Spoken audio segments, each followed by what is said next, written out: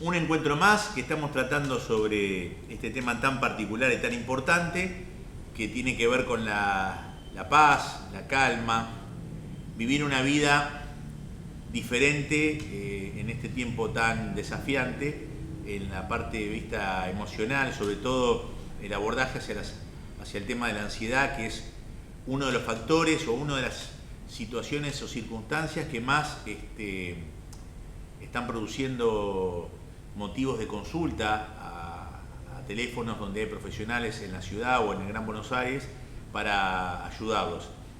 Y vivimos en un país con mucha ansiedad. En un artículo que había salido en un periódico, ya el año pasado hablaban de una pandemia de ansiedad, ya el año pasado se hablaba de esto, sin saber obviamente que íbamos a vivir en esta situación, y ese artículo hacía una descripción de la gran cantidad de ansiolíticos que la gente consumía desde la automedicación hacia la consulta.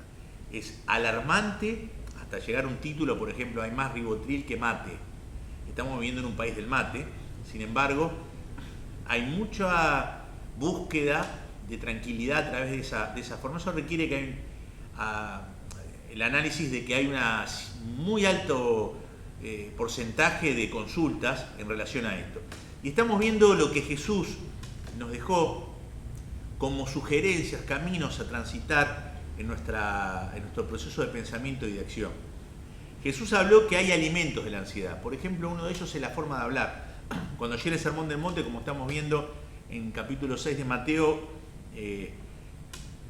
dijo que no digamos, o sea, no digan qué vamos a comer, no digan qué vamos a beber, no digan qué ropa vamos a usar. Es decir, Jesús daba a entender que las palabras afectan hacia un lado y hacia el otro. Pueden afectar a las personas en el sentido de afectar positivamente, de alentar, de darles fuerzas, de darles posibilidades para que la persona se sienta mejor, especialmente las personas que están en nuestro circuito de influencia. Pero nuestras palabras lo van a afectar para bien. Pero también las palabras que no van por ese lado y van por el otro lado, afectan para mal. Nosotros, si nos decimos palabras a nosotros mismos, empezamos a alimentar la ansiedad y no va a ayudar. No estamos habilitados para alimentar la preocupación con palabras de duda. Porque acá está diciendo, bueno, ¿y el futuro cómo vamos a comer? ¿Y de qué vamos a beber? ¿Y con qué voy a poder comprar ropa? No creo. Entonces, todas esas proyecciones de futuro, que la ansiedad tiene que ver con una proyección ansiosa, preocupante, incrédula hacia el futuro que voy a vivir. Yo me imagino el futuro ese que no voy a poder tener estas cosas, que no las voy a poder comprar, que no voy a tener el suficiente ingreso, y yo me imagino eso por algunos elementos comprobatorios del presente, que puede ser una crisis, una falta una disminución de los ingresos, una falta de posibilidad de trabajo o lo que sea. Entonces yo me imagino el futuro que va a ser peor. Jesús dijo, eso alimenta la ansiedad. Y como vamos a ver, no estamos habilitados para hablar así. También dijo que otra cosa que alimenta la ansiedad son los resultados negativos imaginados. Él dice, no se preocupen por el día de mañana. En otras palabras, preocuparse por el día de mañana, imaginarse el mañana, con vivencias y situaciones que no las hemos vivido y que lo que producimos en la imaginación generalmente no se cumplen, y dice Jesús, eso produce un alimento de la ansiedad.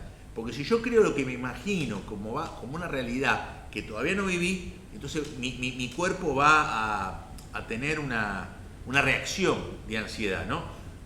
La imaginación tiene un gran canal de influencia. Yo vi que eso está en Netflix particularmente, todo un documental de la vida de Luciana Aymar, muy lindo, muy interesante.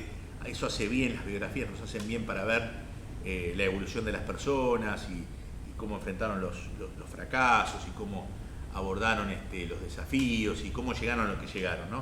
Y en uno de los testimonios, ella dice que le costaba dormir la noche previa al partido. Y explica que esa dificultad se debía a que ella en su mente imaginaba jugadas, situaciones, cuadros posibles del juego, y eso la ponía más despierta y le costaba mucho dormir, y confesaba, bueno, las compañeras decían, es una obsesiva, y bueno, y ella entrena mucho más que nosotras, y bueno, un montón de esas situaciones, pero también ella reconocía que esa imaginación del partido, que todavía no estaba sucediendo, le quitaba la posibilidad de descanso que lo necesitaba también. Entonces no sabemos qué es mejor, imaginarse jugadas y no dormir, que un buen descanso y menos imaginación obsesiva por lo que puede pasar. Bueno, y ella dijo, la ansiedad evidentemente no me dejaba dormir. Bueno, esto es lo que dijo Jesús. El mañana traerá su propia preocupación. Entonces, la imaginación hacia el futuro nunca debe de alimentarse en miedos. Especialmente para los hijos de Dios. No debe alimentarse en miedos. Y la tercera cosa que dice, no considerar lo lógico de las preocupaciones. Lo ilógico de las preocupaciones. Yo dije lo lógico, me confundí ahí, pero ¿por qué decimos lo ilógico? Porque la preocupación es antinatural e ilógica. Es decir, el 90% de nuestras, eso lo dicen los estudiosos, de nuestras imaginaciones o suposiciones que nos va a pasar en la vida no se realizan. 90% es un alto porcentaje.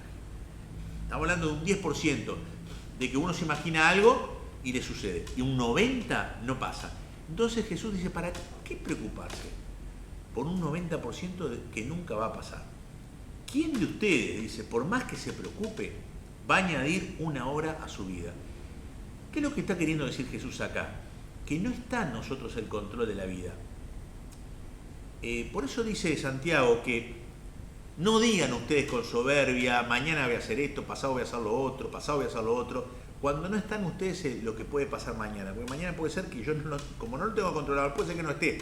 No está diciendo acá Santiago en su epístola que no hay que hacer planes para el futuro. No está hablando de eso, por favor. La Biblia nos habla y dice que debemos planificar, y habla en muchos lados esto. Lo que está diciendo es, obsesivamente mirar al futuro, o con soberbia mirar el futuro como que yo tengo el control de cada detalle de lo que me imagino, es una total acción ilógica. Y eso es lo que Jesús dijo, es ilógico preocuparse. No va a resolver, dijimos en el encuentro pasado, que la preocupación me va a generar un mejor mañana. Si usted agarra y dice, bueno, yo me voy a preocupar, voy a tener ansiedad por el mañana, y eso va a producir mágicamente en los aires, y soy un poco irónico con lo que estoy diciendo, que se van a alinear los planetas y mi vida va a ser diferente porque yo tuve una ansiedad sobre eso y se va a acomodar el futuro, bueno, entonces preocúpese, sea ansioso, dele para adelante porque eso va a traer un cambio en el futuro. Como sabemos lo tonto que es eso, el futuro no va a mejorar porque usted se preocupa por el mismo. ¿Sabe lo que va a generar esa ansiosa preocupación por el futuro? Una falta de rendimiento en el presente. No va a ser mejor persona en el presente si vive preocupado excesivamente por el futuro. No podemos añadir una hora a nuestra vida. Hay personas que piensan que la situación que viven justifica la preocupación exagerada. Claro, usted está hablando, Luis, esto porque no le pasa lo que me está pasando a mí. Si usted tuviera mi situación, me comprendería y avalaría que lo que me estoy preocupando está justificado. Sí, no estoy viviendo lo que usted está viviendo, pero también le tengo que decir algo. Tampoco usted está viviendo lo que yo estoy viviendo.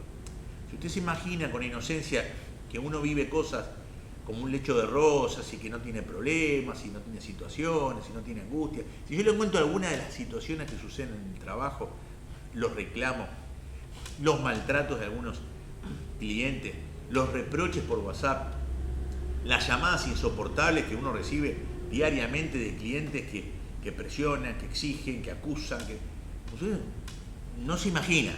Entonces yo le diría a usted que trata de justificar su preocupación, si usted tuviera mi situación, de nada sirve eso. No hay justificación para las cosas. La ansiedad no va a cambiar su situación y lo que va a hacer es perjudicar su alma. Nada justifica un estado de nervios. El Hijo de Dios no debe vivir una vida nerviosa. Y lo dice una persona que le cuesta. ¿Por qué? Porque nací en un hogar con progenitores, con características no tranquilas hacia la vida y hacia los desafíos. A veces vivimos en alertas permanentes, alerta de guerra, que van a entrar, que va a venir un cataclismo, que se va a caer mi casa. Entonces, por gotas en un océano se hace un mar de preocupaciones. Entonces uno tiene que desaprender esto. Ese es mi caso, mi realidad, mi situación. Pero sí tengo que decir con total objetividad que el Evangelio dice que debe asumir la responsabilidad de su vida emocional. Y debe asumir la responsabilidad por el control que tiene o usted, que Dios le ha dado la posibilidad de control. Porque hay un espacio en la vida que es incontrolable y que Él asume la responsabilidad. Pero también nos dio a nosotros responsabilidades que debemos nosotros asumir. Y eso tenemos que hacer en serenidad y en tranquilidad como hijos de Dios. Nosotros tenemos la responsabilidad en los que tienen familia, en el matrimonio. Nosotros tenemos responsabilidad en los que tienen hijos, ser padres. Nosotros tenemos la oportunidad de los que son hijos de manejarse con sus hermanos, con sus padres. Ahí Dios no ocupa esa responsabilidad. Es tu responsabilidad, es mi responsabilidad. Pero eso lo tengo que vivir no con ansiosa inquietud, sino con serenidad en Cristo. Debo asumir la responsabilidad. Porque dijo Jesús, la gente que no conoce a Dios trata de conseguir esas cosas con ese estado emocional. Pero ustedes, que hacen la distinción, tienen a un Padre en el cielo que sabe que necesitan estas cosas. Y en otro texto dice que se las va, el versículo siguiente, que va a dar esas cosas por añadidura. Es decir, cada uno sabe lo que puede dar y cada uno sabe lo que tiene que hacer. Y esto puede pasar intelectualmente, físicamente y espiritualmente. Tienen que aceptar sus cuadros. Por ejemplo, no salir de los límites físicos que el cuerpo le da. Hay personas, y lo digo con conocimiento de causa, que trabajan interminablemente en su casa. Ahora que dicen que yo trabajo en mi casa y es una bendición porque de casa no me muevo, si usted no se pone un límite, eso va a ser interminable. Son las 10 de la noche y sigue con la computadora haciendo cosas del otro día y el físico le pasa factura. Entonces, puede ser intelectualmente una vida pensante ansiosa, puede ser físicamente rompiendo límites sin darle respeto al descanso, puede ser espiritualmente un descuido al vínculo con Dios y a alimentarse y estar fuerte espiritualmente, lo que sea. Cuando hay un descuido en esas cosas, aparece el estrés, aparece la ansiedad. Entonces, Jesús nos dio esos desafíos que se relacionan con alimentos hacia la ansiedad. Y cerrando el encuentro decimos, la manera de hablar, la manera de imaginarme los cuadros y creer que tengo la justificación para preocuparme por lo que me pasa, son tres cosas que alimentan la ansiedad.